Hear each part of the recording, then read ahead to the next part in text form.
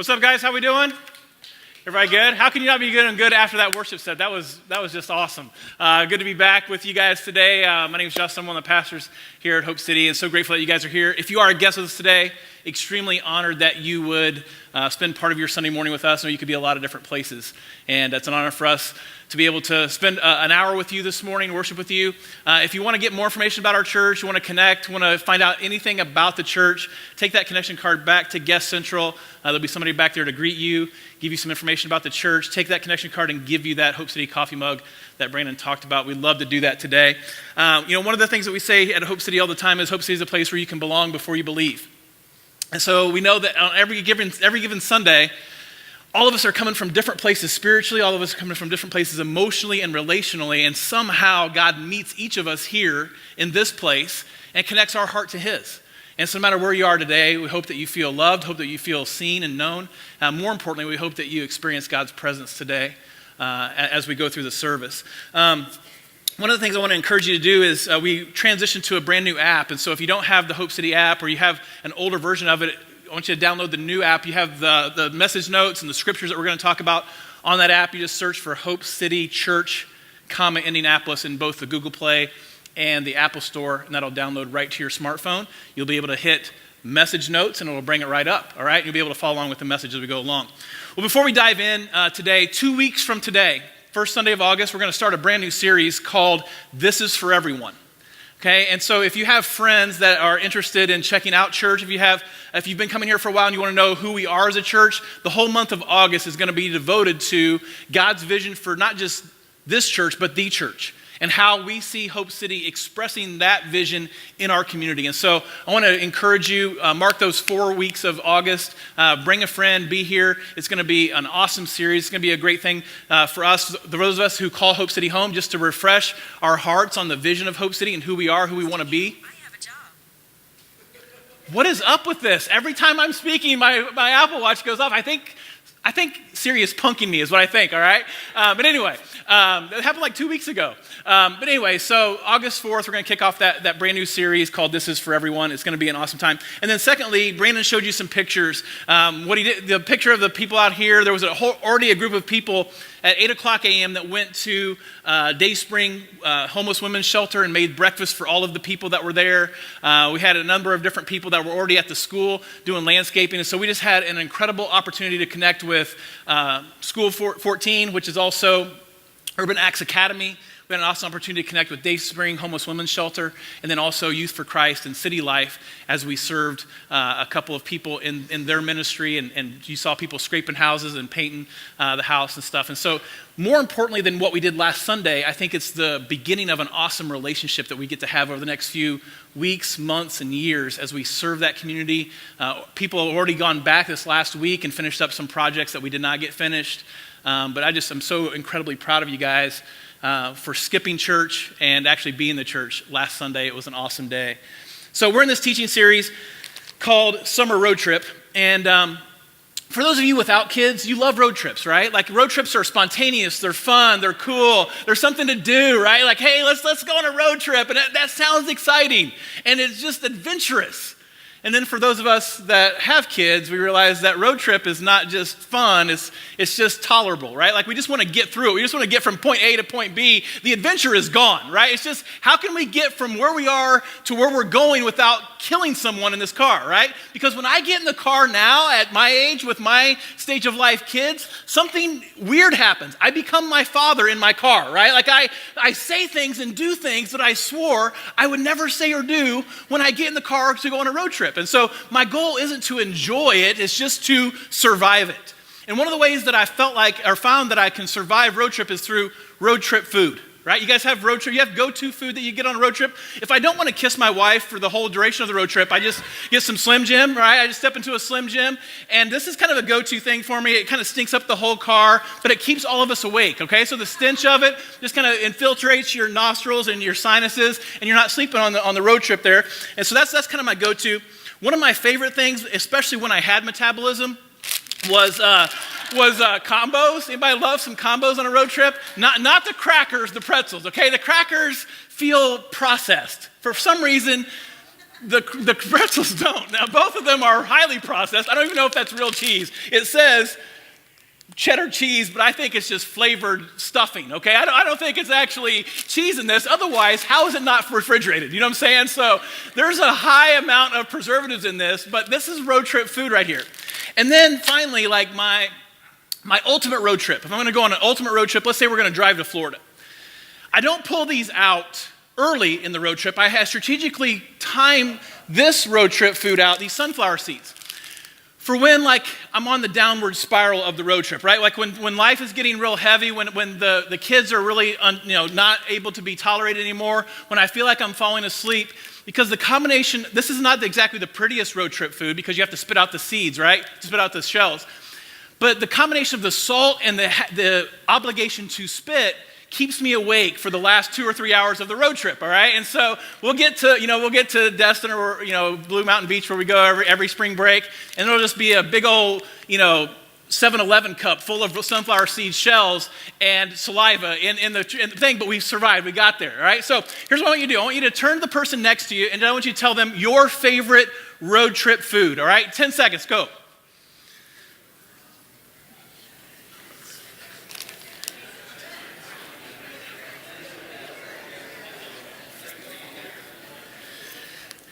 Okay.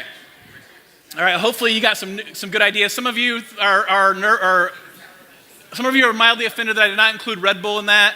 I can never get, like, if I'm like desperate and going to like have to stick my head out the window not to fall asleep. Some of you have done that. Don't judge me. Then I'll pick up a Red Bull. But I don't do good on Red Bull. I just cannot take it beyond the trip. Okay, it just makes me not feel well. So if Red Bull is your thing, you're a better person than me. I can't do it. But over the last few weeks, we've been in this series called Summer Road Trip, and we've been talking about our journey with God and how God invites us on a trip with him. God invites us not just to go to a destination, but he invites us to become new people on our journey with him. And so the first week of the series, we talked about how do we navigate delays? How do we navigate detours in our relationship with God? When life isn't turning out the way that we thought it should or that we thought it would, how do we find God in the midst of detours and delays in our life? And then the second week, we talked about who's in the driver's seat. And at some point, if you're a follower of Jesus, if you're not a follower of Jesus, it's not a decision for you at this point. But if you are a follower of Jesus, you have to decide who's in the driver's seat of your life. Are you in the driver's seat? Are you going to control your life? Or are you going to allow God to have ultimate control of your life? And how we talked about how control defeats us and it deceives us and it begins to erode our relationship with God. Well, today I want to talk about how we are called to be grateful on the journey. No matter what your journey looks like right now, the key ingredient to growing in your relationship with God on the road trip of life is gratitude along the way. And what does a gratitude really look like in our relationship with God? There's a passage of scripture that we're going to look at together in Luke chapter 17. And it's a very interesting encounter with Jesus. And as I was studying this week, I noticed nuances in this story. I've read this story 100 times. I think I only spoke on it once or twice, though. And so as I was kind of going through it and processing it, not just for you, but for my own life, I'm like, man, I never noticed that before. And so let's read this together, and then we're going to talk about how we can build this spiritual muscle of gratitude. Luke 17, 11 through 19, it says this. Now on his way to Jerusalem, Jesus traveled along the border between Samaria and Galilee. As he was going into a village, 10 men who had leprosy met him. They stood at a distance and called out in a loud voice, Jesus, Master, have pity on us. Now, before we move on in the story, there's context and background that you have to understand about leprosy in order to grasp the significance of this moment. Leprosy was one of the most painful diseases that you could possibly have. It attacked not just your skin. It wasn't just a skin disease, but the longer that you had it, the more of your flesh it invaded. And so it was this, it ate away at your skin and it made its way to the nerve endings of your body. And so commonly, if you read through the Old Testament, you will see people who have leprosy, in order to find relief from the leprosy, they will break clay pots and dig at their skin out of trying to make the pain go away. That was less painful than the actual disease itself. But that wasn't the worst part about having leprosy. In Leviticus chapter 13, God issues these standards by which people who have skin diseases, different diseases, he lists a bunch of different diseases in Leviticus chapter 13, how they have to interact with people who don't have skin diseases. They're considered to be unclean. And so people who had leprosy could not have any contact with anyone. Not only that, they had to remove themselves. They could not come within 50 feet of anybody who did not have leprosy. And so all throughout the New Testament, we read about these people who live in leper colonies. That there's these villages, there are these communities that are set up away from everyone, outside the city, outside the temple, outside the population. And these people who are sick, these people who have this disease, have to live in isolation with other people who have this disease. And their bodies are wrapped up. And I imagine as their skin is dying, the stench of their skin dying does not smell good. So there's this physical aspect, there's this relational aspect of this vacancy of touch, this vacancy of human interaction, this lack of intimacy, this lack of hugs and lack of human contact that the lepers lived with for as long as they will live. But that wasn't the worst part about leprosy. Not only did lepers have this immense physical pain, but they also had this relational isolation. But the most painful part of leprosy was when you and I would come into contact with a leper, that person could only say one word: unclean. Unclean. Have nothing to do with me, I'm unclean. They had to announce to people their disease. As if the physical deterioration wasn't enough, as if the relational isolation wasn't enough. There was this social stigma that was attached to everybody who had leprosy, and they had to announce, unclean, unclean. It was a spiritual declaration, because there was this belief in Jewish culture that if you had leprosy, you must have done something, or your parents must have done something to make God mad for him to inflict this disease on you. And so you were unclean, which basically means you had no spiritual hope. You were so far from God, you had no hope. You were going to die isolated, you were going to die in pain, and you were going to die spiritually separated from everything God called you to be. That was leprosy. And so that is the context by these 10 guys who probably live in a colony together. Jesus is walking on the border between Jerusalem and Samaria. He's walking along this border between two different nationalities, two different countries, two different people groups, and these lepers come upon him, and they say, you know what? We have nothing to lose. Let's call out to Jesus and see if he'll heal us. We've heard about him. We've heard about his reputation. We know that he can heal people. Maybe he'll have pity on us. And so they throw a Hail Mary. They're like, you know what? This is our last chance. Let's see if Jesus will respond. And so they say, Jesus, Master, have pity on us. This could be the greatest moment of their life. Verse 14.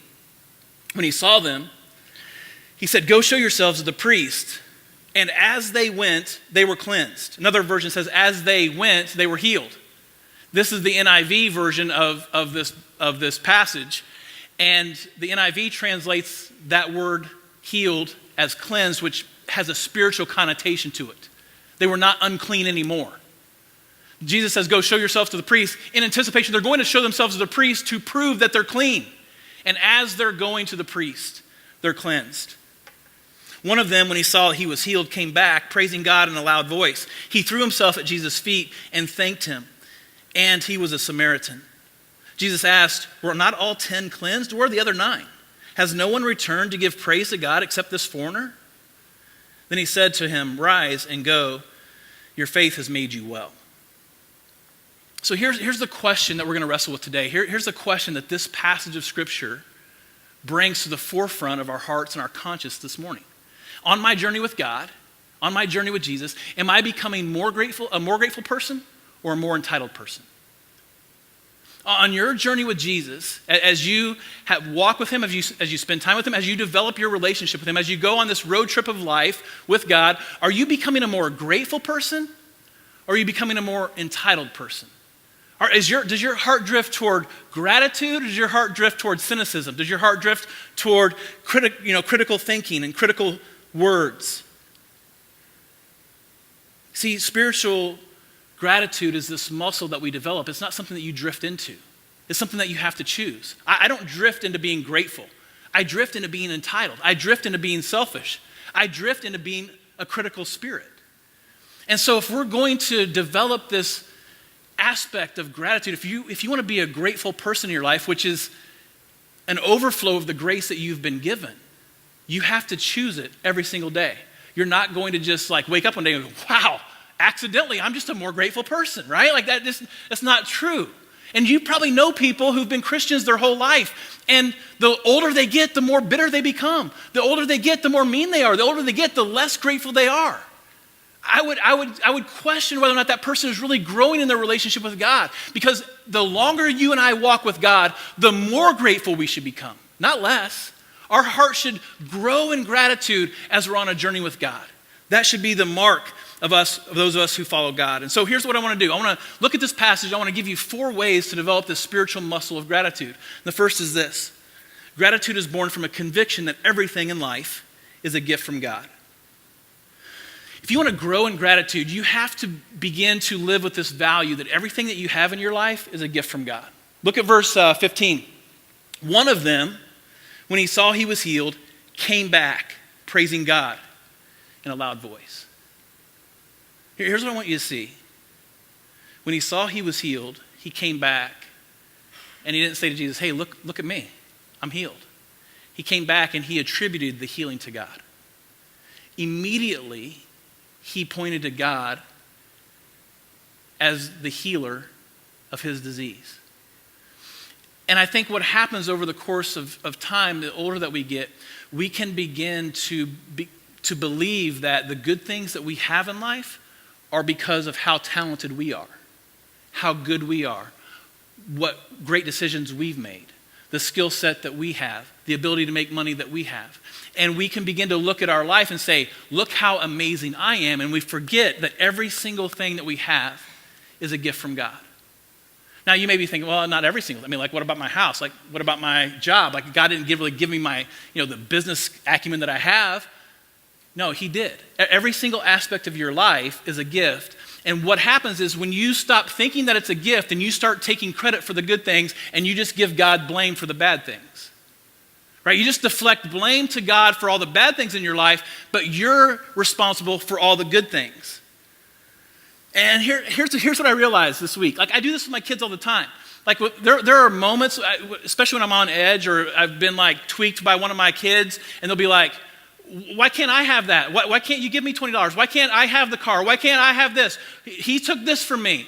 And I just go like completely rogue. I'm like, I own everything, right? Like you don't own anything, right? Like the gas that's in your car, I put it there, right? The garage that the car sits in, I own the garage, right? The roof that's over your head, like I just go out on the list. The clothes that are on your back, and then I realize I am my father, and I'm scaring myself right now, right? Because I rolled my eyes when I was 17. Now I'm saying that, right? And I do that to my kids, and I remind them who owns everything, and then I forget in my relationship with God that God owns it all, that everything I have is a gift. And when you forget that everything that you have is a gift, you think that you've earned what you got. I don't like my house. I don't like my hair or my lack of hair. I don't like my neighborhood. I don't like my car. I don't like my apartment. It could, maybe you're sick of your parents being all up in your business. Maybe you evaluate your husband now that you're into marriage 7 years, and you wish he was more like this, or you wish he made more money, or you wish he had a better job, or you wish he didn't complain about his job so much. You wish he led more spiritually. You wish he was home more often. You wish he didn't travel as much. You wish he could fix things around the house. And he's just not. Right? Maybe it's your wife. You wish she was more fun. You wish she was more into fitness. You wish she was more romantically involved. You wish that she didn't spend so much time with her friends and actually spent more time with you. You wish that she did more around the house. You wish that she had a better paying job. Whatever it is, she's not. And you begin to evaluate your friendships. You begin to evaluate your dating relationships, and nobody stacks up to your standard. You know why? Because you don't view them as a gift. You view that you're responsible for attaining them. I love what James chapter 1, verse 17 says. It says, every good and perfect gift is from above, coming down from our Father in heaven. Here's a question that I asked myself this week. How often do I thank God for the things I'm dissatisfied with? Because can thanksgiving and dissatisfaction really live in the same heart? How often do I thank God for the things that I'm dissatisfied with? When you and I stop seeing everything as a gift, we start taking credit for things. And can I just remind you this morning that your job is a gift. Your kids are a gift. Your parents are a gift. Your coworkers are a gift. Your friends are a gift. Your car is a gift. Your apartment is a gift. Your bank account, it's a gift. Your friends, your mother-in-law, let's not go too far, all right? The things in your life, they're gifts. The second aspect of developing gratitude is this. Unspoken gratitude is really unexpressed gratitude. Unspoken gratitude is really unexpressed gratitude. Look at verse 17. Jesus asked, "Were not all 10 cleansed? Where are the other 9? Has no one returned to give praise to God except this foreigner?" Now, Jesus heals 10 people all at the same time. Were the other 9 not grateful? No, I'm sure they were. I'm sure they were like, wow, that was amazing. Now, the insinuation there is they were Jews because he identifies the one that comes back as a Samaritan. We're going to talk about that in just a second. But I'm sure that they were grateful, but they never came back to say it. And so I think what happens so often in our lives is we just assume the people that mean the most to us know how grateful for them we are, but we just don't say it. Right? Assumptions begin to kill the gratitude that we long to express. Because if you don't speak it, it's not expressed. You realize that, right? You can't just think, well, they know I'm grateful for them. Really? Do they? Do your kids really know that you're grateful even though you never tell them that you're grateful for them? Does your wife or your friend or your boyfriend really know that you're grateful if you never say that you're grateful? Does your boss know that you're grateful for your job if you never say that you're grateful? You just complain about your job all the time? Do people really know that we're grateful if we don't express that we're grateful? When's the last time you actually said, I'm thankful for you? I'm thankful for how hard you work. I'm thankful for all the things that you do. I'm thankful for the job that you have. I'm thankful for the life that we've built. I'm thankful for the way that you forgive. I'm thankful for the way that you have stuck with me. I'm thankful for all that you bring to my life. When's the last time you've expressed to the people in your life that you're actually grateful for them? Because unexpressed gratitude, unspoken gratitude is not expressed gratitude. Trish and I just celebrated 23 years of marriage last Sunday. And it's a miracle in and of itself. We've written a marriage book. We've talked to tons of couples about marriage issues. And one of the biggest root causes of marriage issues in our marriage and in other marriages that we've seen across the country is feeling unappreciated. If someone feels unappreciated in a relationship, the way that they view that relationship is completely skewed. The assumptions that they make, the conclusions that they jump to. If you're in a relationship with someone who feels unappreciated by you, my guess is you're not going to get their best. And so my question is, who do you need to text today? Who do you need to write a note to today? Who do you need to make a phone call to today and just say, I appreciate you. I'm grateful for you. Now, telling your wife that you're grateful for her to get something is not appreciation, okay? Telling your husband that you're grateful for him, like right now, don't text him right now, like give it some time to marinate, all right? So he actually thinks that you're doing it because you believe it, right? But when you sincerely tell someone that you're grateful for them, there's a feeling of appreciation that begins to fill a relationship, and you begin to get the better version of that person. Do people in your life know that you appreciate them? And here's another question. Does God know that you appreciate him? Do you bring God your thanksgiving? Do you come back to God and say thank you? Or do you just bring him your complaints? Do you just bring him your deficiencies? Do you just bring him the things that you don't like about your life? Right? God's character is true. God's never going to give you a lesser version of himself. It's not going to dictate God's treatment of you. It's going to change the way that you relate to God if you come back and give him gratitude, if you come back and tell him thank you. Number 3, what entitled people see as a right, grateful people see as a gift. Can I just say, if you're discontent with your life, accumulating more won't make you happy. Being grateful for what you have will bring you happiness. See, 9 out of 10 don't come back and say thank you. Will you be the one? Will you be the one that doesn't see your life as a right, but sees everything as a gift? Look at verse 16. He threw himself at Jesus' feet and thanked him. He was a Samaritan. There's a few details in this passage, in this verse right here, that sticks out to me. The first is that he threw himself at Jesus' feet. And I was reading that, I just felt the conviction of the Holy Spirit to say, when's the last time you've been so grateful for something that you fell on your face in gratitude? I could not remember it. Like there was this posture of gratitude. It wasn't just lip service. It wasn't just, hey, Jesus, thanks, we're good, awesome, right? It wasn't just this fly-by-night thank you. It was this posture of gratitude. He was so deeply thankful. He could not respond in any other way except he threw himself at Jesus' feet in gratitude. And then the second detail, obviously, is that he was a Samaritan. So not only did this leper have the physical ailment, and not only did he have the spiritual ailment of leprosy, he had this racial divide of his nationality. Jews hated Samaritans, and Samaritans hated Jews. And so Jesus, or actually Luke in this passage, points out that this guy was a Samaritan. And the insinuation there is it did not stop Jesus from healing him, and it did not stop him from coming back to say thank you. The other 9, we don't know their nationality, but I think it's fair to assume they were Jewish. And this guy overcomes leprosy and the stigma of leprosy to beg for healing, and then he overcomes the racial divide of being a Samaritan and comes back to say thank you. And it's just this reminder that no matter where you are, you're never too far from God to touch you. No matter where you are spiritually, you're never too far from God to come back and say thank you.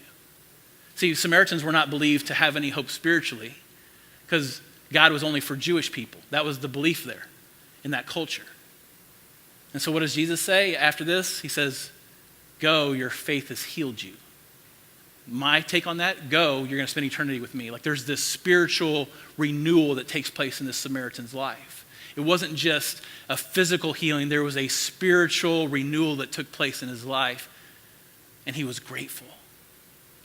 What entitled people see as a right, grateful people see as a gift. One of the most enlightening seasons for us as a family was the first few months after we adopted our kids. The things that we took for granted and saw for rights, all of a sudden we started seeing them as gifts. Our kids had never been to a sit-down restaurant when we adopted them. We go to Chewy's, they bring out the chips.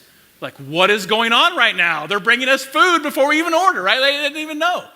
They'd never been to a hotel. They had never been to a pool. They had never been to the mall. They had never been to the movies.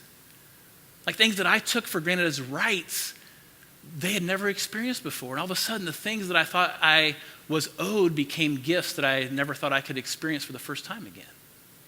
It was this unbelievable perspective shifting moment as we experienced those things. We started going out to eat. We'd go to Chick-fil-A and the kids would like, hey, I'm going to take these and I'm going to save these for later.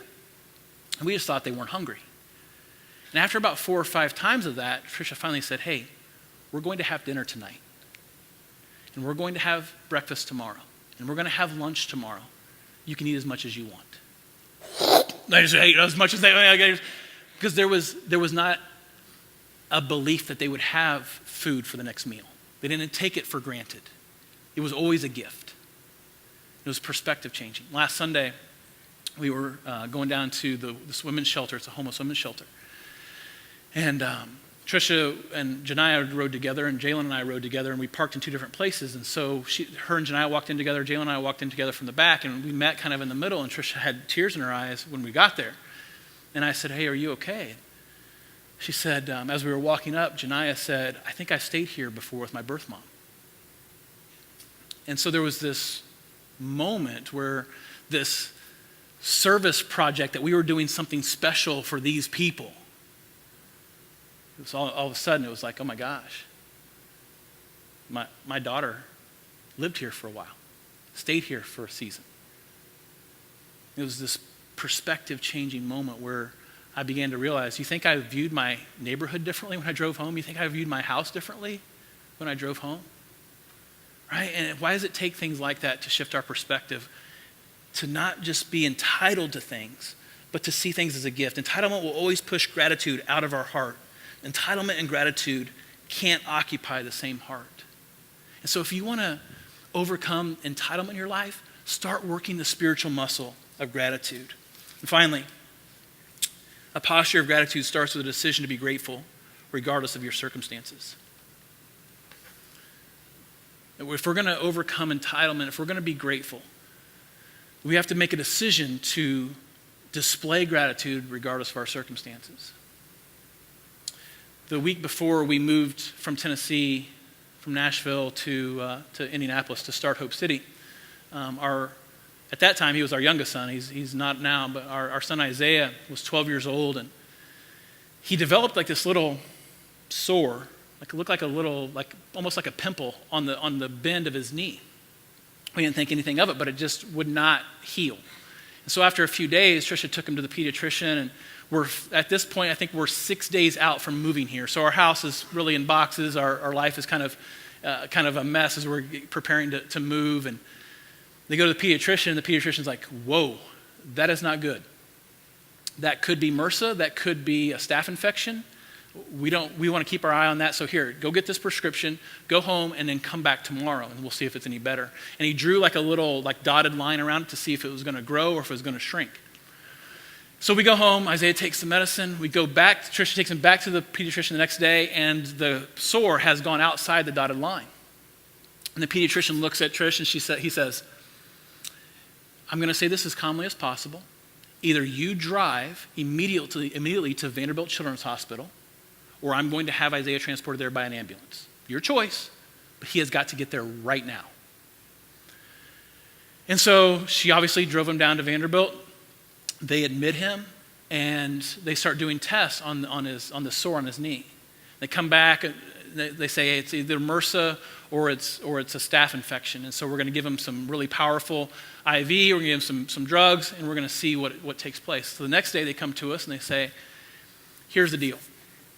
If this drug that we're getting ready to give him does not take, and that sore does not get better, it's on the joint of his kneecap. It will go into his knee, it will go into his bloodstream, and he could die. And so we're going to give it 24 hours, and we may have to amputate his leg. Now, obviously, he was not in the room, okay, when that happened, when that took place. And it was just like, we're 3 days out from moving to start this church, and here we are trying to process our son possibly losing his leg because of this infection that's in his leg. Well, by the grace of God, obviously, the medicine took, and he was released from the hospital on Friday, and we moved here on Sunday. And, as I think about that, he's becoming a phenomenal basketball player, and he plays for one of the greatest, AAU teams in the state right now. When I start making 8th grade basketball life and death, and start thinking, well, he is owed this or he deserves this, I think back to that moment in Vanderbilt Children's Hospital, and I think, well, him playing is a gift. Him being able to run is a gift. Him being able to jump is a gift. It wasn't owed to him. It's a gift.